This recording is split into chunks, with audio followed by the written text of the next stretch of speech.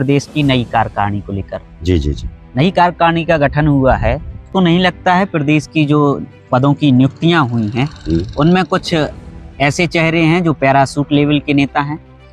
तो भाजपा ये बिल्कुल व्यक्ति निर्माण करती है, व्यक्ति को देख लेती है इसकी क्या क्षमता है।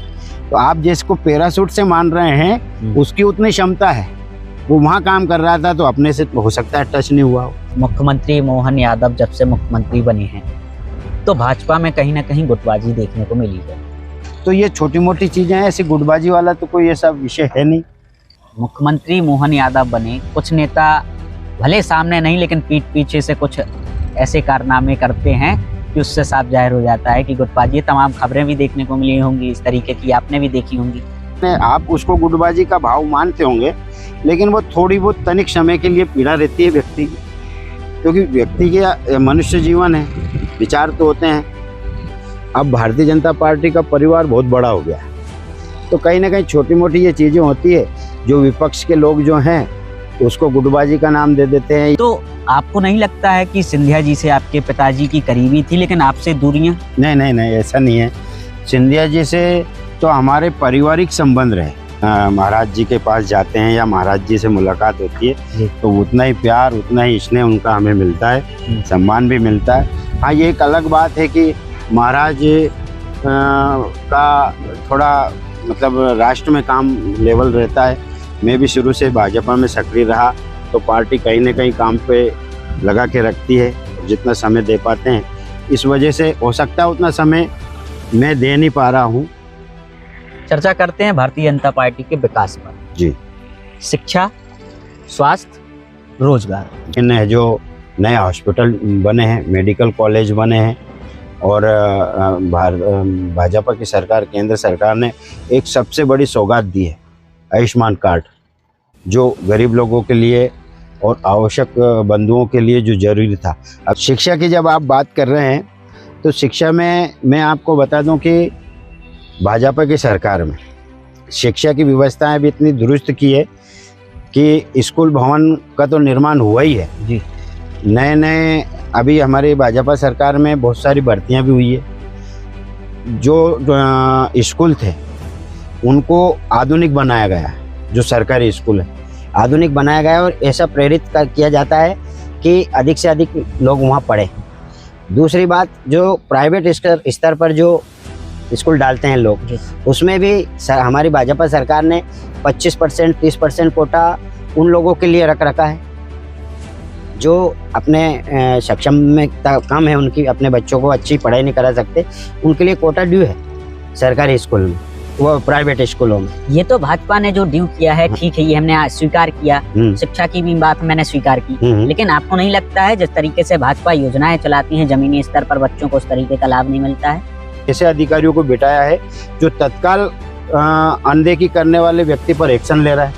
जैसा कि अभी देखने में आ रहा है कि आपके टीकमगढ़ के कलेक्टर साहब हैं जी, वो बहुत सुर्खियों में चल रहे हैं, वो एक्शन ले रहे होंगे, वास्तव में जमीनी काम कर रहे होंगे, जो गलत है उसको गलत बता रहे होंगे, जो सही है उसको सही स्थान दे रहे होंगे, जब तो वो सुर्खियों में चल रहे हैं, कार्यान्वयन कर रही है।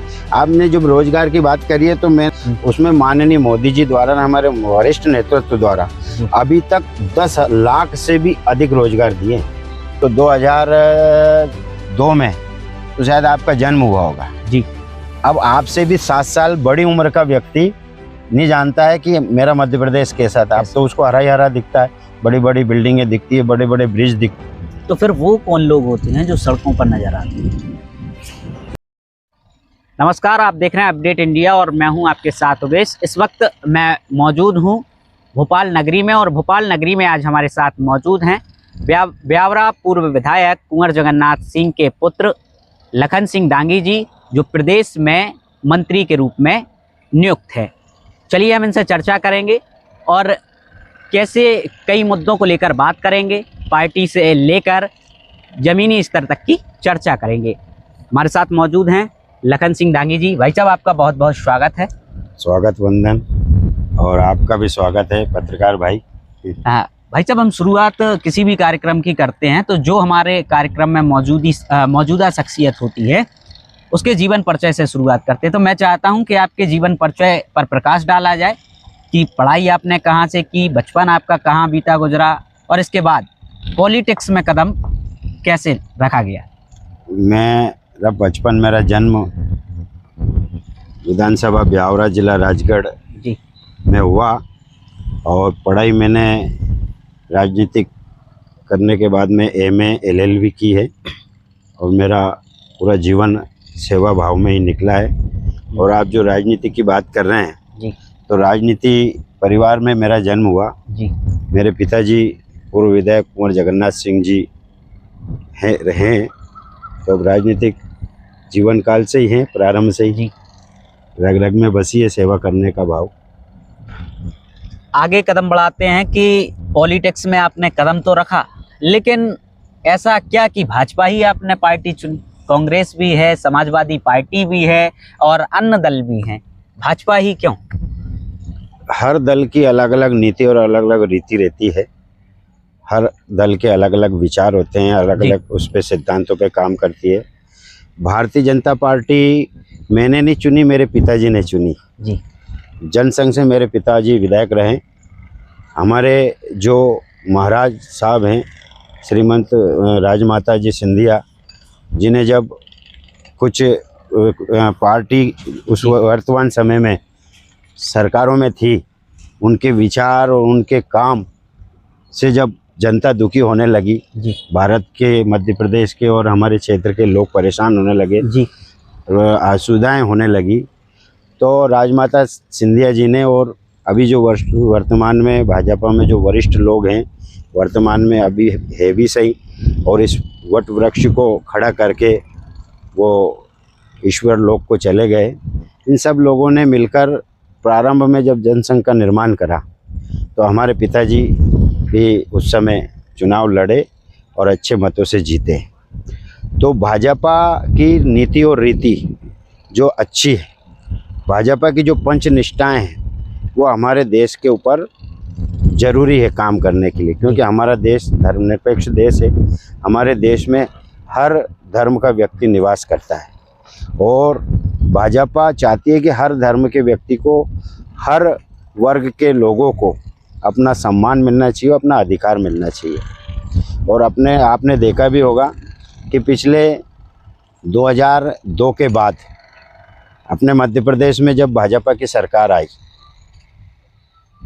और 2002 के पहले जो मध्य प्रदेश था उसको आपने शायद नहीं देखा होगा, क्योंकि मुझे आपकी उम्र बहुत ज़्यादा नहीं लग रही जी। शायद मुझे आपकी उम्र लग रही है 25 से 30 साल के बीच के होंगे आप। नहीं, मैं 23 साल का हूँ, मैं आपको बताओ। आप 23 साल के हैं जी। तो 2002 में जब अपना मध्य प्रदेश था, उसके बारे में आपको कुछ पता ही नहीं है, हमें पता है जी। 2002 के पहले मध्य प्रदेश की बहुत बुरी हालत थी। जैसे मैं ब्यावरा से बिलोंग करता हूँ, ब्यावरा का रहने वाला हूँ।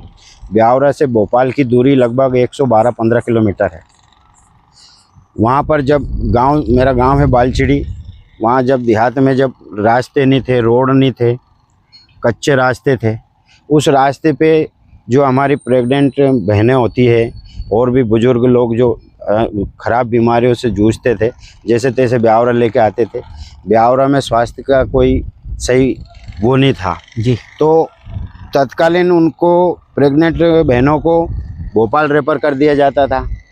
तो भोपाल आने में इतना समय लग जाता था और इतने गड्ढे होते थे रोड में कि मैं खुद मेरे आंखों से देखने वाला हूँ। मैं 2004 में सरपंच रहा मेरी पंचायत का, तो मैं जब आते थे हम, तो बहुत सारी बहनों की तो डिलीवरी रास्ते में हो जाती थी।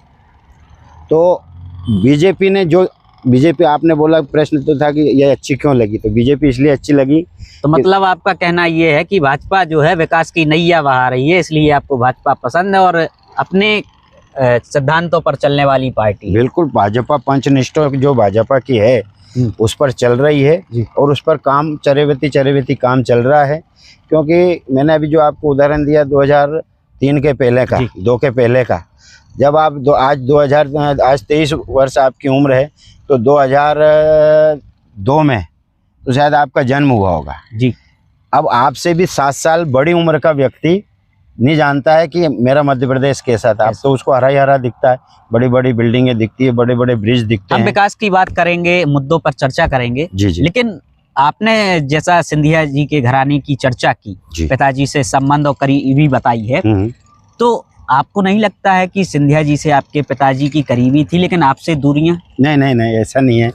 सिंधिया जी से तो हमारे पारिवारिक संबंध रहे। मतलब हम यहाँ मानते हैं, ये सब मानते हैं कि हमारे पिताजी को श्रीमंत राजमाता जी उनका दूसरा बेटा मानती थी। अच्छा। हमारे पिताजी ने भी मुझे बताया, और भी सुनने में आया कि जब हमारे पिताजी वहाँ जाते थे तो वहाँ ऐसा था कि बाहर लोग खड़े होते थे, लेकिन राजमाता जी हमारे पिताजी को दूसरा माधवराव कहकर और संबोधन करती थी। तो आपको नहीं लगता है सिंधिया जी या उनके परिवार के लोग आपको भूल रहे हैं? जब पिताजी उनके बेटे थे तो कहीं ना कहीं आप भी उस घर की कुछ ना कुछ। बिल्कुल बिल्कुल, हम जब भी हम महाराज जी के पास जाते हैं या महाराज जी से मुलाकात होती है तो उतना ही प्यार, उतना ही स्नेह उनका हमें मिलता है, सम्मान भी मिलता है। हाँ, ये एक अलग बात है कि महाराज का थोड़ा मतलब राष्ट्र में काम लेवल रहता है। मैं भी शुरू से भाजपा में सक्रिय रहा तो पार्टी कहीं ना कहीं काम पे लगा के रखती है, और जितना समय दे पाते हैं इस वजह से हो सकता है उतना समय मैं दे नहीं पा रहा हूँ, पर महाराज और सिंधिया परिवार की तरफ से हमें बहुत प्यार मिला, बहुत स्नेह मिला है, और मिलता रहा है और आगे भी मिलता रहे। चर्चा करते हैं प्रदेश की नई कार्यकारिणी को लेकर। जी जी जी। नई कार्यकारिणी का गठन हुआ है, आप उसको किस नज़रिए से देखते हैं? नई कार्यकारिणी को नज़र से देखने वाला तो कोई सवाल ही नहीं है, क्योंकि सबसे पहली बात तो ये है कि अभी जो गठन हुआ है वो मैंने कहीं पढ़ा था, देखा था कि हमारे जो अभी प्रदेश अध्यक्ष बने हैं हेमंत जी खंडेलवाल, वो किसी को पता नहीं था कि ये बनने वाले हैं। उनके पहले आपको पता था क्या?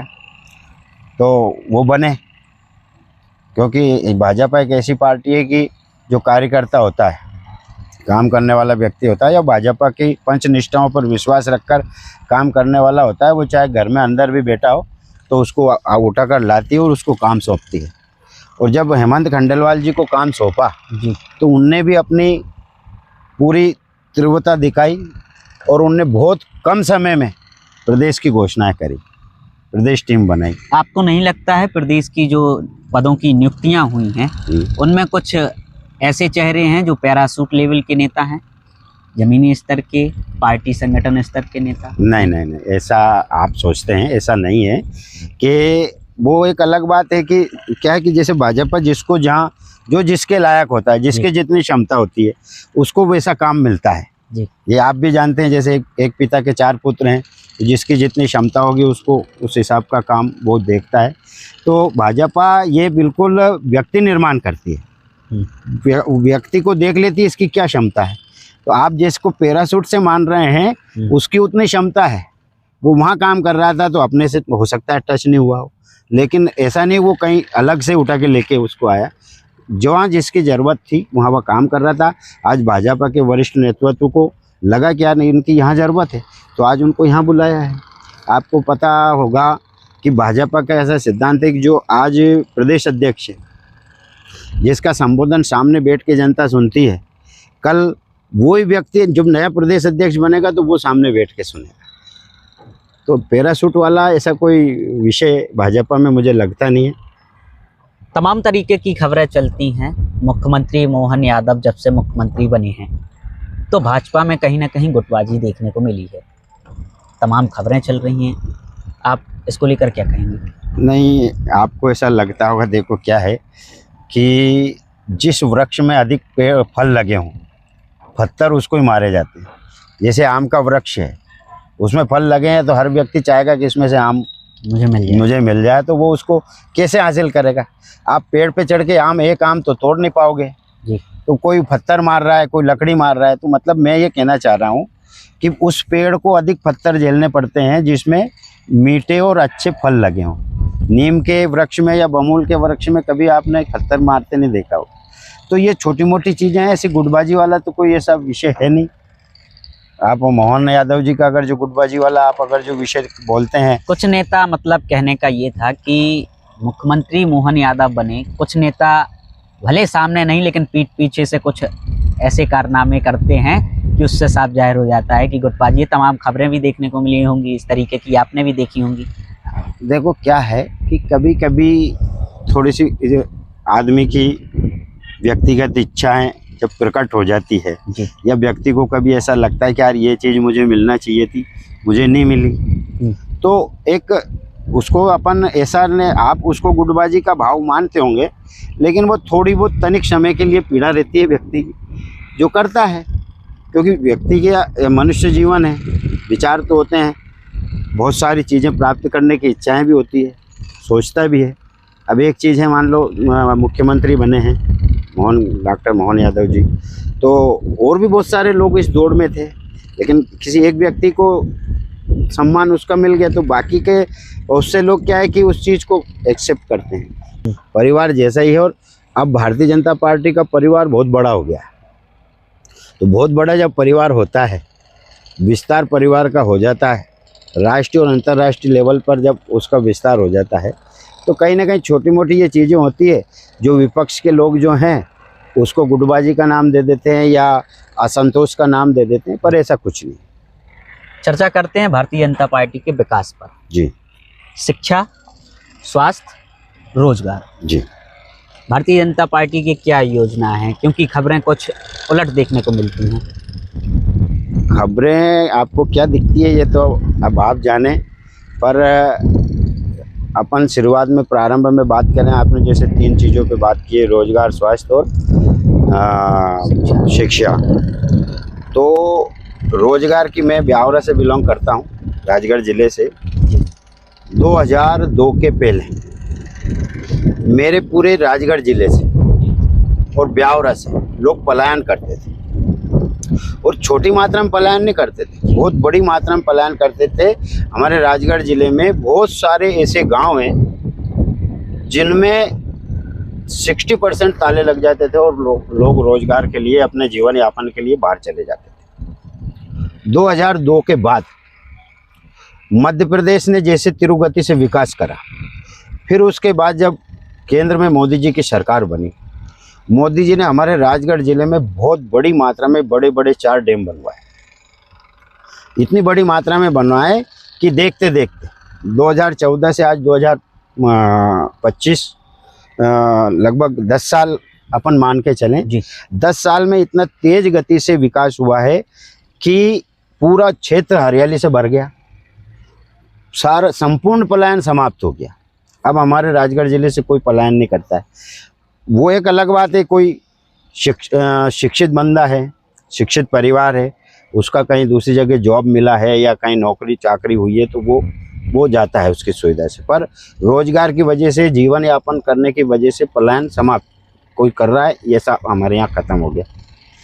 माननीय प्रधानमंत्री मोदी जी ने, भाजपा की सरकार ने, मैं तो देखने वाला हूँ, मैं आंखों देखी बात करता हूँ, मैं मतलब भाषण वाला नेता हूँ भी नहीं सही, मैं ज़मीनी आदमी हूँ, ज़मीनी काम करता हूँ जी। मतलब मैंने खुद मेरी आंखों से देखा है। हमारे, आप स्वास्थ्य की बात कर रहे हैं, तो हमारे माननीय रोडमल नागर साहब सांसद है राजगढ़ लोकसभा के, उन्होंने हमारे 2-3 मेडिकल कॉलेज बड़े बड़े बनवाए। जब दूसरे दलों की सरकारें थी उस समय इतनी दुर्दशा थी, इतनी बुरी हालत थी कि इलाज मिलता नहीं था। हमारे यहाँ 2-2, 3-3 है जो नए हॉस्पिटल बने हैं, मेडिकल कॉलेज बने हैं, और भाजपा की सरकार, केंद्र सरकार ने एक सबसे बड़ी सौगात दी है, आयुष्मान कार्ड, जो गरीब लोगों के लिए और आवश्यक बंधुओं के लिए जो ज़रूरी था। अभी मैं आपको ताज़ा उदाहरण बता दूं कि मेरे रिश्ते में है डाबरे लसुल्डिया की एक बुजुर्ग माता जी हैं जी, उनको मैं लेके आया आज से 15 रोज़ पहले भोपाल में, 2-3 हॉस्पिटलों में मैं लेके गया। उनको बहुत बड़ी मात्रा में पीलिया हो गया था, इतना पीलिया हो गया था कि शायद 4 रोज़ अगर जो रुक जाती तो वो माता जी शायद हम देखने को नहीं मिलते। छोटा परिवार है, इलाज के लिए ज़्यादा घर में वो नहीं है, सक्षमता नहीं है। आयुष्मान कार्ड से उनका इलाज हुआ, और पीलिया उनने, अब इतनी टेक्नोलॉजी आ गई है कि पीलिया उनने 4 दिन 6 दिन में कुछ ऐसा छल्ले वाले कुछ ऐसे डालते हैं, उससे उसको ख़त्म करा, पीलिया को ख़त्म करा। उसके बाद उसकी जांचें चल रही हैं, आज वो स्वस्थ है, मतलब एडमिट यहीं है वो, पर वो स्थिति में नहीं है कि यार अब वो ईश्वर चाहे तो आयुष्मान कार्ड की वजह से वो पूरा स्वस्थ होकर घर लौटेगी। शिक्षा, शिक्षा की जब आप बात कर रहे हैं तो शिक्षा में मैं आपको बता दूं कि भाजपा की सरकार में शिक्षा की व्यवस्थाएं भी इतनी दुरुस्त की है कि स्कूल भवन का तो निर्माण हुआ ही है जी। नए नए अभी हमारी भाजपा सरकार में बहुत सारी भर्तियां भी हुई है। जो स्कूल थे उनको आधुनिक बनाया गया है, जो सरकारी स्कूल है आधुनिक बनाया गया है और ऐसा प्रेरित किया जाता है कि अधिक से अधिक लोग वहाँ पढ़े। दूसरी बात, जो प्राइवेट स्तर पर जो स्कूल डालते हैं लोग, उसमें भी हमारी भाजपा सरकार ने 25% 30% कोटा उन लोगों के लिए रख रखा है जो अपने सक्षम में कम है, उनकी अपने बच्चों को अच्छी पढ़ाई नहीं करा सकते, उनके लिए कोटा ड्यू है सरकारी स्कूल में, वो प्राइवेट स्कूलों में। ये तो भाजपा ने जो ड्यू किया है ठीक है, ये हमने स्वीकार किया, शिक्षा की भी बात मैंने स्वीकार की, लेकिन आपको नहीं लगता है जिस तरीके से भाजपा योजनाएं चलाती हैं जमीनी स्तर पर बच्चों को उस तरीके का लाभ नहीं मिलता है? नहीं, आपको देखो क्या है कि परिवार एक कहीं ना कहीं, आपको मैं ये नहीं कहता कि हमने सारी चीज़ें पूर्ण रूपेण सही कर दी है, बिल्कुल दुरुस्त कर दी है, लेकिन दूसरे की अपेक्षा है जो भाजपा सरकार ने किया वो बहुत बेटर किया है। आप शिक्षा की तो मतलब क्या बात करें, मेरे गांव में मैं आपको यकीन दिलाता हूँ, मेरे गांव में मध्याह्न भोजन की एक रसोईया है, उसके एक पुत्र और 2 बेटियां हैं, तीनों बच्चों की नौकरी लग गई। मध्याह्न भोजन की रसोई बनाती थी वो, तीनों बच्चों की नौकरी लग गई और पूरा गांव मतलब वो रह गया कि यार वास्तव में ऐसे परिवार के। मैं एक जगह की बात नहीं, मैं प्रदेश की बात कर रहा हूँ। मैं ताज़ा उदाहरण दे रहा हूँ। जब मेरे एक गांव में ऐसा हुआ है तो पूरे प्रदेश में कितना हुआ होगा, रोजगार कितने लोगों को मिला होगा। स्वास्थ्य को लेकर लापरवाही हो या शिक्षा को लेकर लापरवाही हो, इस पर भाजपा कितनी कड़क है?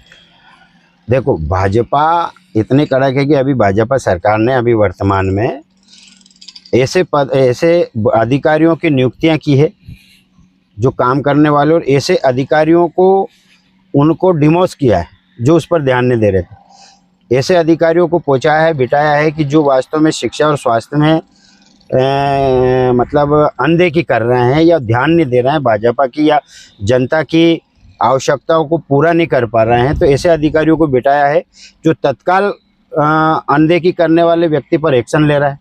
जैसा कि अभी देखने में आ रहा है कि आपके टीकमगढ़ के कलेक्टर साहब हैं जी, वो बहुत सुर्खियों में चल रहे हैं, वो एक्शन ले रहे होंगे, वास्तव में ज़मीनी काम कर रहे होंगे, जो गलत है उसको गलत बता रहे होंगे, जो सही है उसको सही स्थान दे रहे होंगे, जब तो वो सुर्खियों में चल रहे हैं।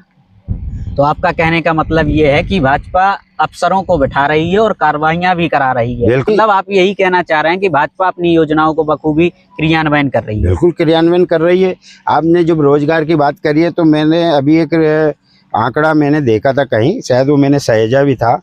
देखिए ये दैनिक भास्कर की न्यूज है, मतलब 22 अक्टूबर 2022 से अभी तक जो रोजगार मेले जो हमारे माननीय मोदी जी के द्वारा रोजगार मेले जो लग रहे हैं, उसमें माननीय मोदी जी द्वारा, हमारे वरिष्ठ नेतृत्व द्वारा अभी तक 10 लाख से भी अधिक रोजगार दिए हैं। ये 2022 से मैं अभी तक की बात कर रहा हूँ, आज दिनांक तक 10 लाख से, ये मतलब लिखित आंकड़ा है, ये मैं आपको बता सकता हूँ। ये देखिए आप, 10 लाख से भी अधिक रोजगार भाजपा सरकार ने दिया है। अच्छा। मतलब अभी 17वां जो रोजगार मेला हुआ था उसमें 51,000 नियुक्ति लेटर बांटे हैं माननीय पीएम मोदी जी ने, प्रधानमंत्री जी ने, अभी 17वें उसमें। और आरबीआई की जो अनुमान है, आरबीआई का जो अनुमान है, जो उनकी रिपोर्ट है, उसमें 2023-24 और 2022-23 में जो रोजगार दिया है वो लगभग 4,70,00,000 लोगों को रोजगार दिया है अभी 2023-2024 में। आप आरबीआई की रिपोर्ट देख लेना, आप गूगल पे सर्च कर लेना। तो फिर वो कौन लोग होते हैं जो सड़कों पर नजर आते हैं?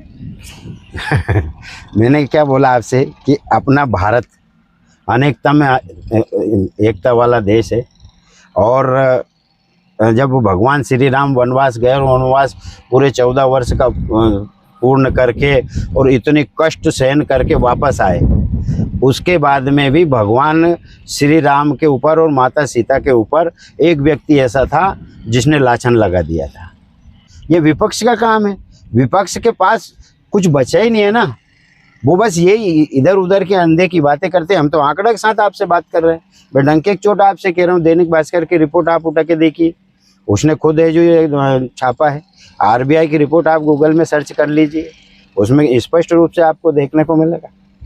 तो भाजपा ये बड़े बड़े ब्रिज जो आप देख रहे हैं, आज भोपाल में आप पहले आते होंगे, भोपाल की क्या दशा थी जी। आज भोपाल में आप इस कोने से उस कोने में जाओगे तो बहुत सारी चीज़ें ऐसी नज़र आएगी आपको कि यार नया भोपाल दिखेगा आपको, नया वो लगेगा। हमारे ब्यावरा में हमारे माननीय सांसद महोदय रोडमल जी नागर साहब के अथक प्रयास से उधर पूरा एक बहुत बड़ा लंबा रूट रेल का तैयार हो रहा है। ब्यावरा भोपाल तक है जो वो रूट तैयार हो रहा है। कुछ समय में ट्रेन चालू हो जाएगी, लोगों की और सुविधाएं बढ़ जाएगी। तो भाजपा के जितने लोग हैं, जितने पदाधिकारी हैं, जितने सरकार में बैठने वाले, प्रशासन में बैठने वाले और संगठन में बैठने वाले, उनका सिर्फ एक ही ध्येय है। हम क्या एकात्मता पर विश्वास करते हैं, लोकतंत्र पर विश्वास करते हैं, परमो धर्म सारा उसका विकास हो, इस पर बात करते हैं और उसकी कई काम करते हैं। बहुत बड़े बड़े निर्णय भाजपा सरकार ने लिए हैं जो अद्भुत हैं। तो ये थे हमारे साथ ब्यावरा पूर्व विधायक के पुत्र लखन सिंह डांगी जी, जिनसे हमने चर्चा की। काफ़ी शालीनता सलीके के साथ उन्होंने जवाब दिए। सवाल भी कठिन थे, जवाब भी सरल तरीके से दिए हैं। तब तक के लिए नमस्कार। फिर हाजिर होंगे नई शख्सियत के साथ। जय श्री राम।